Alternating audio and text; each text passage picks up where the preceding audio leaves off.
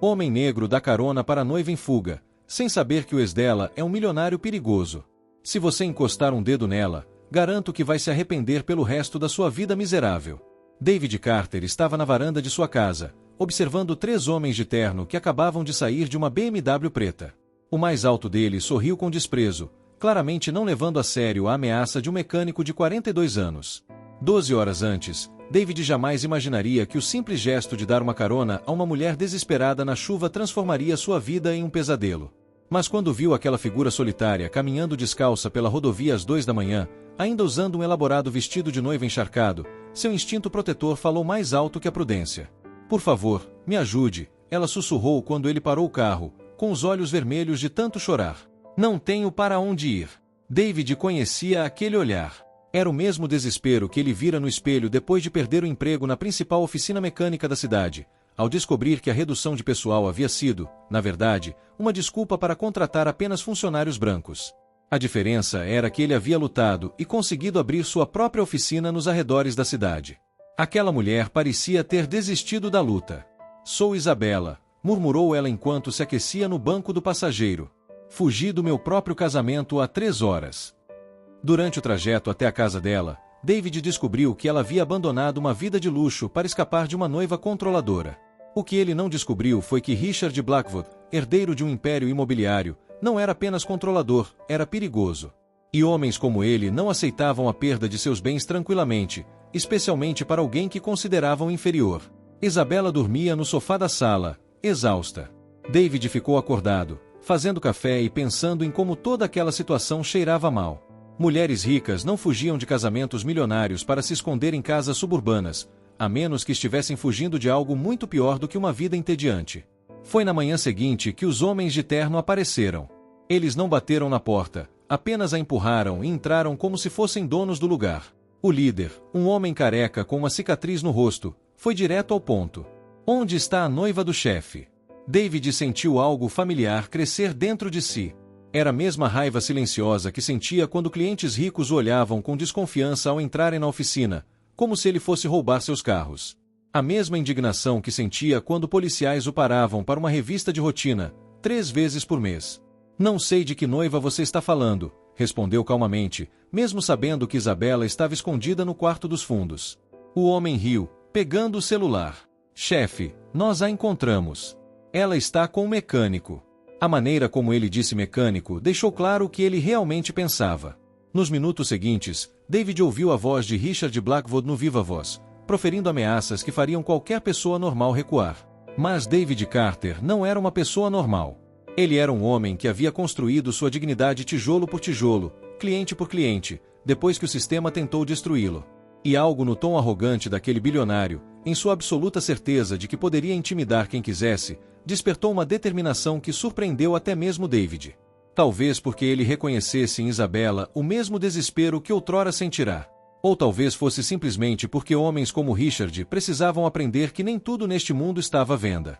Enquanto os capangas partiam com promessas de retornar, David observou Isabela emergir de seu esconderijo, tremendo.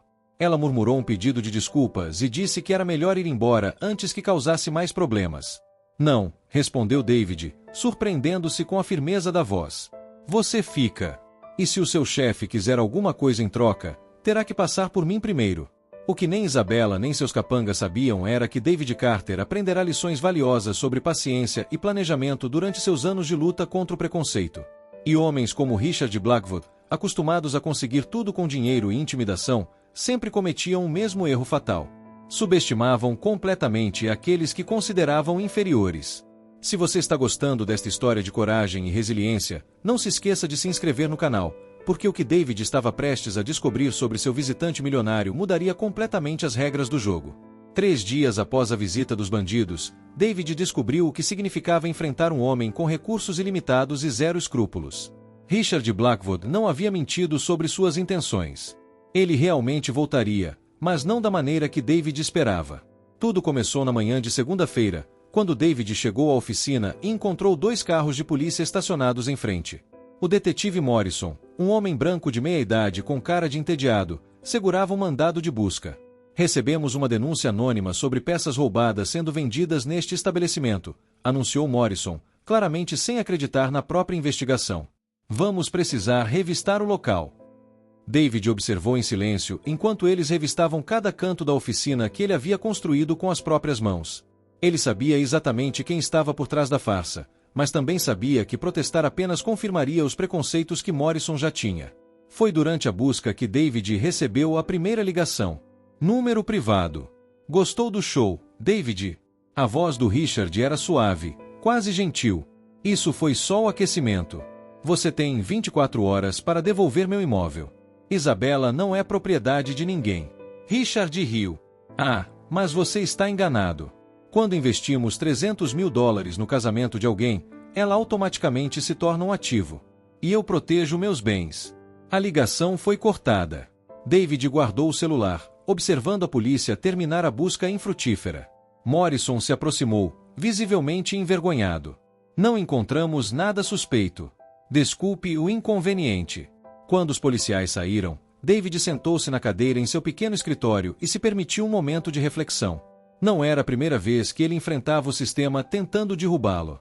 Ele cresceu em Detroit na década de 1980, quando ser um garoto negro inteligente significava ser automaticamente suspeito de qualquer coisa que desse errado na vizinhança. Seu pai, Samuel Carter, foi mecânico na Ford por 40 anos, até que uma reorganização corporativa eliminou o código de redundâncias para demitir trabalhadores negros mais velhos e experientes. David ainda se lembrava das palavras do pai. Filho, eles vão tentar te quebrar de todas as maneiras possíveis. Sua força não está em revidar como eles, mas em ser mais esperto que eles. Na terça-feira, a pressão aumentou. 3 clientes regulares cancelaram serviços agendados, todos com a mesma desculpa evasiva de mudança de planos. David suspeitou que Richard tivesse encontrado um jeito de chegar até eles. À tarde, Isabela apareceu na loja carregando 2 xícaras de café e uma expressão preocupada. David, talvez eu devesse ir embora. Não quero que você perca seu negócio por minha causa. Ele aceitou o café, observando o rosto dela. Isabela passará os últimos dias ajudando na contabilidade da loja, organizando arquivos e demonstrando uma aptidão impressionante para números que não combinava com a imagem de boneca de luxo que Richard provavelmente cultivava. Fale-me sobre ele, disse David simplesmente. Isabela sentou-se na cadeira ao lado dele, olhando pela janela suja da oficina. Richard controla tudo por meio do dinheiro. Quando namorávamos, ele pagava minhas contas, meu apartamento, meu carro. Eu achava que era generosidade. Mas não foi. Foi um investimento.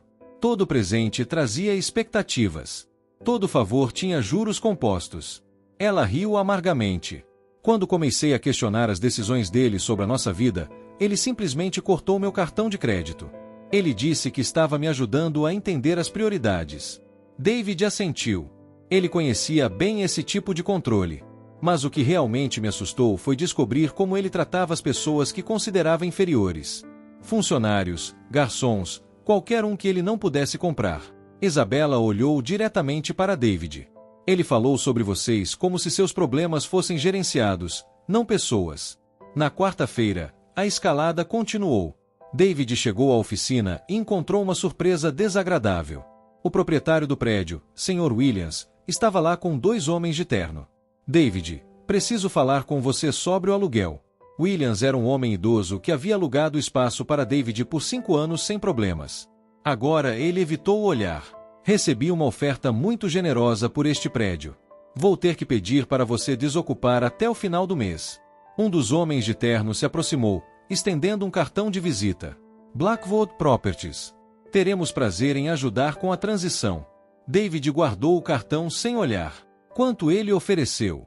O dobro do valor de mercado, murmurou Williams. Não posso recusar.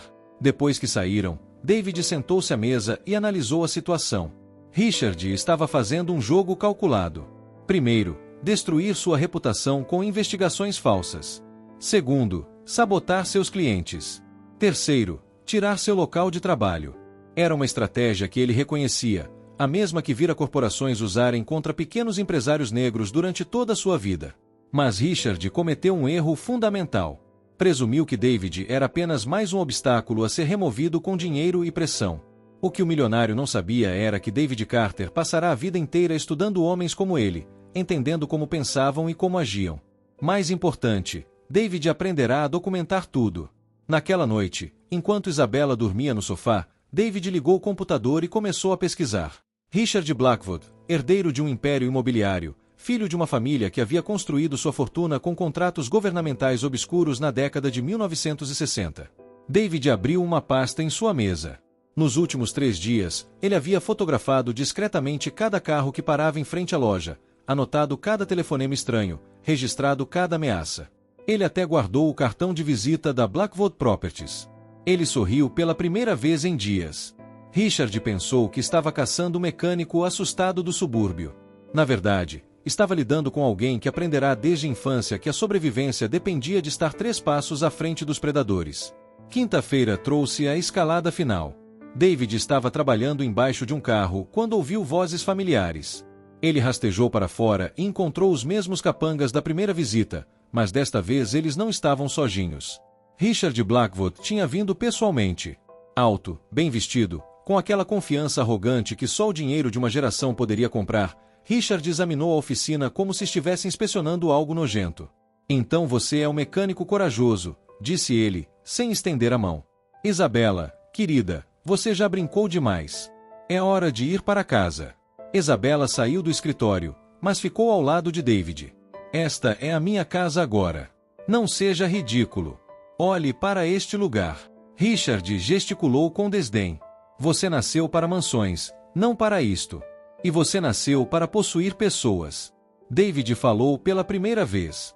Richard o estudou com interesse acadêmico. "Você realmente acredita que pode me derrotar? Cara, eu destruo empresas inteiras antes do café da manhã. Você acha que uma pequena oficina nos arredores da cidade é algum tipo de desafio?"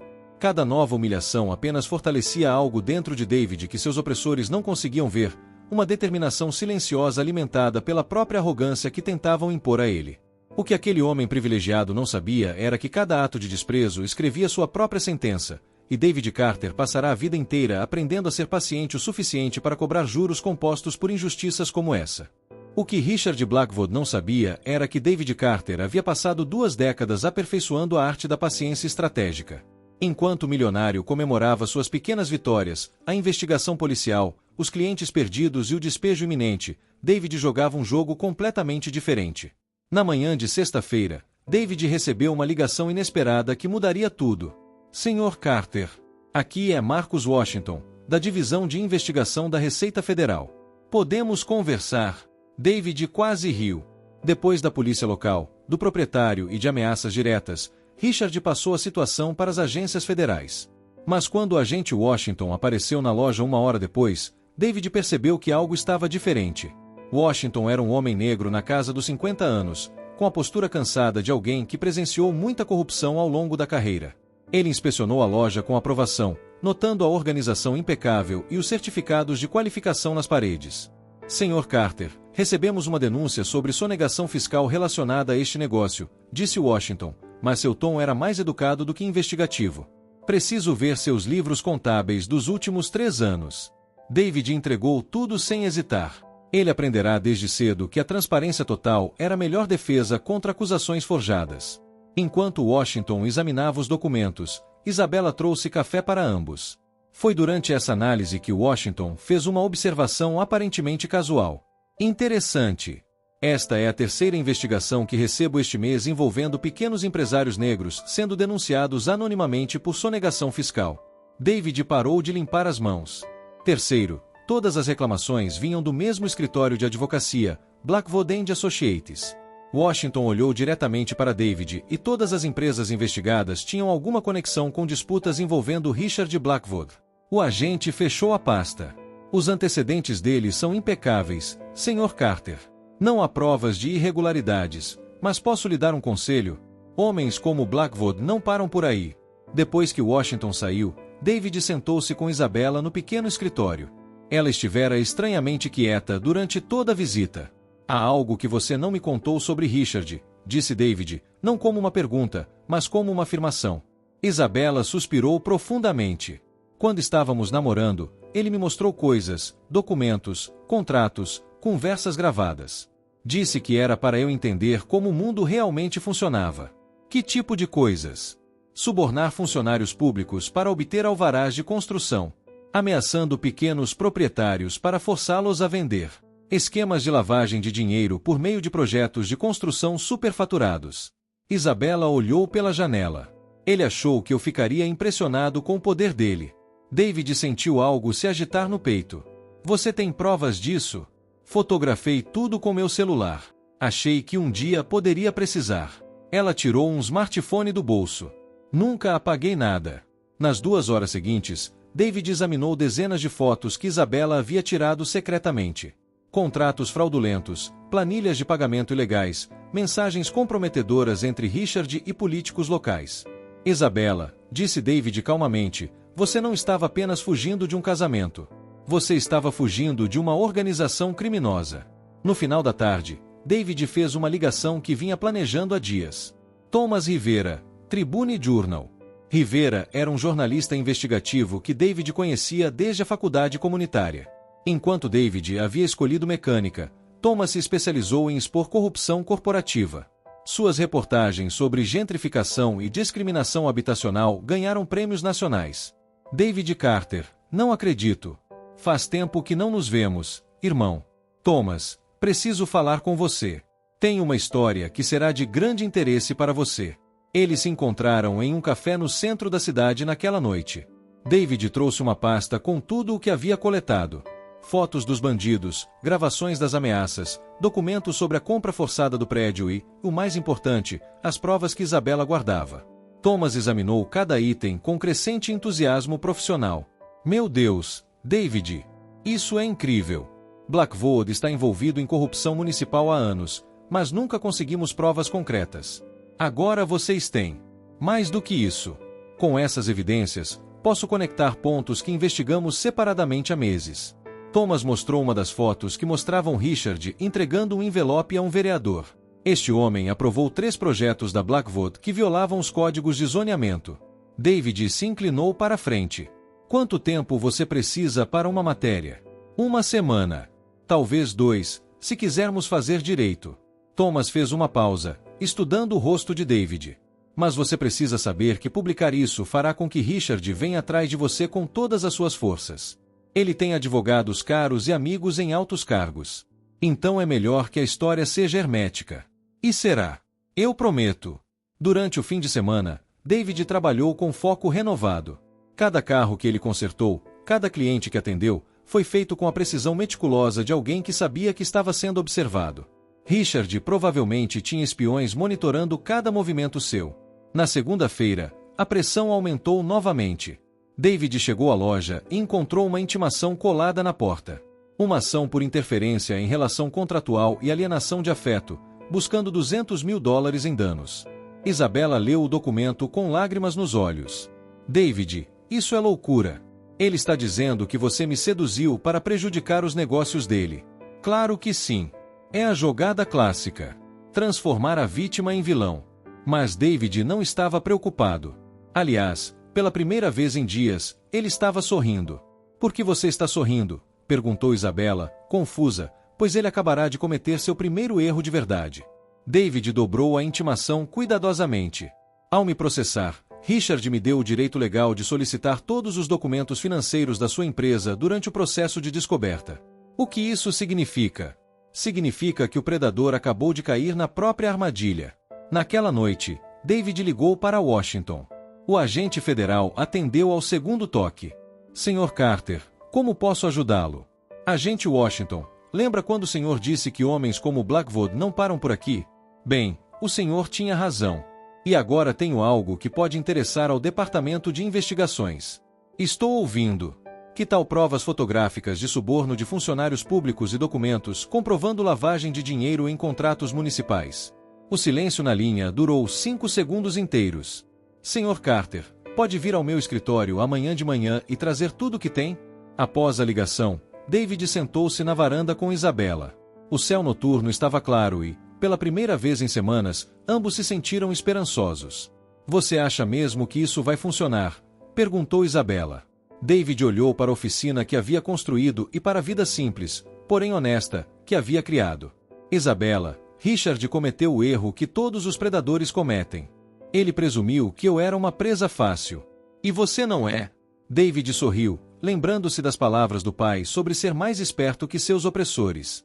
Ele descobrirá que algumas presas sabem se transformar em caçadores.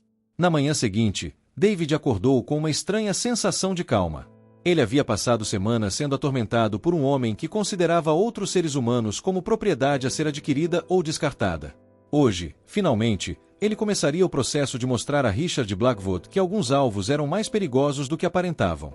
Enquanto se preparava para encontrar o agente Washington, David não tinha como saber que Richard passará a noite inteira planejando uma escalada final que testaria os limites da decência humana. O que o milionário arrogante também não sabia era que cada novo ataque apenas fornecia mais munição para a tempestade que estava prestes a cair sobre seu mundo de privilégios e impunidade. Terça-feira trouxe a escalada final que David havia previsto. Richard Blackwood apareceu na garagem não mais com capangas de terno, mas com dois homens claramente perigosos. Desta vez, as ameaças não eram sobre processos ou despejo. 48 horas, disse Richard, a máscara da civilidade finalmente caindo. Se a Isabela não estiver no meu escritório até quinta-feira, vocês dois vão descobrir que acidentes acontecem muito nos subúrbios. David continuou trabalhando embaixo do carro, com a voz calma. Entendo perfeitamente a ameaça. Obrigada por serem tão claros. A calma de David claramente irritou Richard. Você não entende com quem está se metendo, mecânico.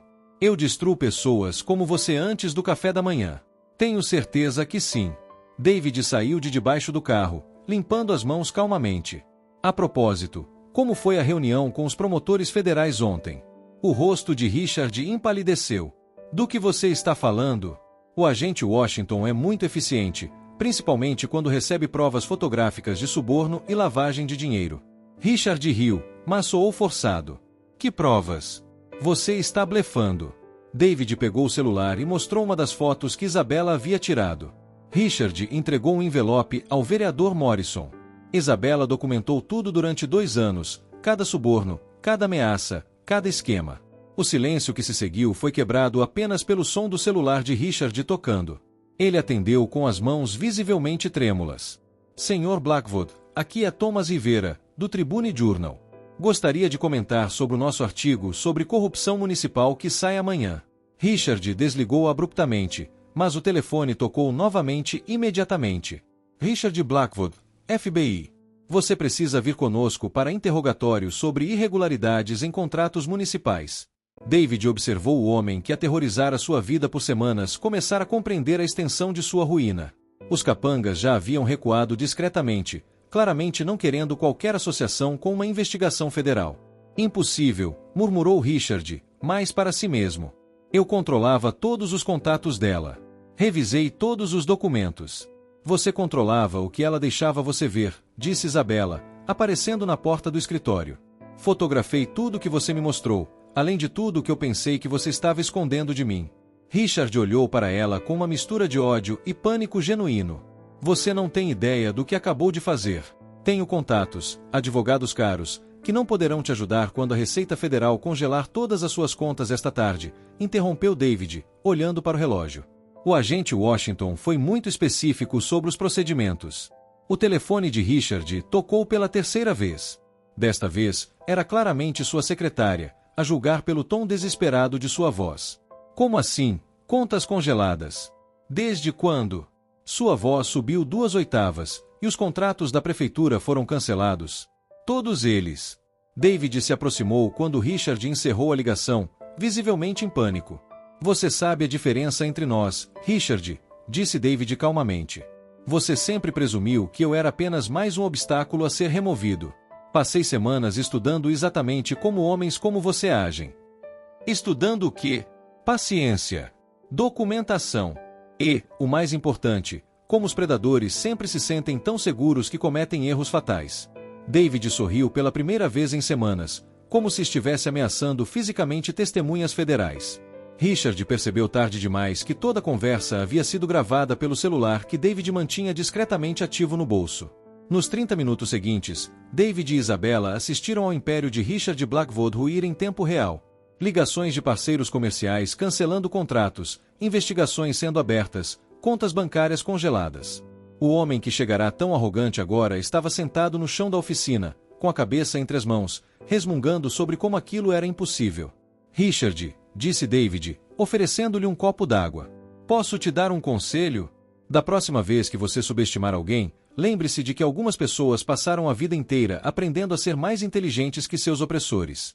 Quando os agentes federais chegaram para levar Richard, ele saiu algemado, e o homem que tentará destruir a vida de outros foi levado em desgraça. David abraçou Isabella na varanda da oficina, observando os últimos carros da Operação Federal se afastarem. O pesadelo havia acabado, mas algo no sorriso satisfeito de David sugeria que as consequências para Richard estavam apenas começando. O homem que presumira que o mecânico da periferia seria uma presa fácil acabará de descobrir que escolhera o oponente errado. E, quando o sol se pôs sobre a oficina, ele quase perdeu. David percebeu que sua vida estava prestes a mudar de uma forma que ele jamais imaginaria quando decidiu dar uma carona àquela noiva desesperada. 6 meses depois, David Carter abriu sua segunda loja do outro lado da cidade. O sucesso veio inesperadamente. O artigo de Tomás Rivera sobre corrupção municipal expôs não apenas Richard, mas toda uma rede de empresários que usavam intimidação contra pequenos negócios. Isabella estava ao lado dele na inauguração, agora coproprietária e responsável pela administração. Eles se casaram em uma cerimônia simples, com Washington e Rivera como testemunhas. Nunca imaginei que dar uma carona a alguém no meio da noite mudaria tanto a minha vida, disse David, observando a fila de clientes esperando para serem atendidos. A ironia era deliciosa. Richard estava cumprindo uma pena de 12 anos por corrupção e intimidação de testemunhas. Seus bens foram confiscados, seus contatos políticos o abandonaram, e ele, que sempre desprezara as pessoas comuns, agora dependia da assistência jurídica pública. O Dr. Morrison, o mesmo detetive que havia conduzido a investigação falsa, compareceu à abertura para se desculpar publicamente. David, você nos ensinou que a dignidade não se mede pelo tamanho da sua conta bancária. O agente Washington tinha se tornado amigo pessoal da família. Sabe, o Richard tentou me subornar para me tirar da cadeia, disse ele durante o churrasco comemorativo. Ele me ofereceu $50.000 para analisar as provas. David riu, abraçando Isabella. Alguns homens nunca aprenderam que existem coisas que o dinheiro não compra. A lição era clara. Richard perderá tudo ao subestimar alguém que considerava inferior. David ganhará tudo mantendo a dignidade e agindo com inteligência estratégica. Enquanto observavam a atividade na nova oficina, David refletiu sobre as palavras do pai. A melhor vingança não é se rebaixar ao nível daqueles que o machucaram, mas construir algo tão sólido que eles jamais poderão destruir. Richard tentará destruir um homem que já sabia como reconstruir sua vida. David esperara pacientemente até que a arrogância dos milionários se tornasse sua própria armadilha. A verdadeira vitória não foi apenas a prisão de Richard, mas a família que David e Isabella construíram, o respeito que conquistaram na comunidade e o exemplo que deram a outros pequenos empresários que enfrentavam intimidação. Naquela noite, ao fecharem a loja, Isabella perguntou: "Você se arrepende de ter parado naquela manhã?" David sorriu, lembrando-se do homem desesperado que encontrara uma mulher perdida na chuva. Nunca. Às vezes, o que parece um desvio é exatamente o que precisamos para chegar onde deveríamos estar. A história de David e Isabella provou que coragem, paciência e integridade sempre vencem a arrogância e a intimidação. Richard aprendeu da maneira mais difícil que algumas pessoas não podem ser compradas, quebradas ou intimidadas, apenas respeitadas. Se essa história de justiça e superação tocou seu coração, inscreva-se no canal para mais histórias que comprovam que a melhor vingança é o sucesso construído com dignidade e trabalho honesto.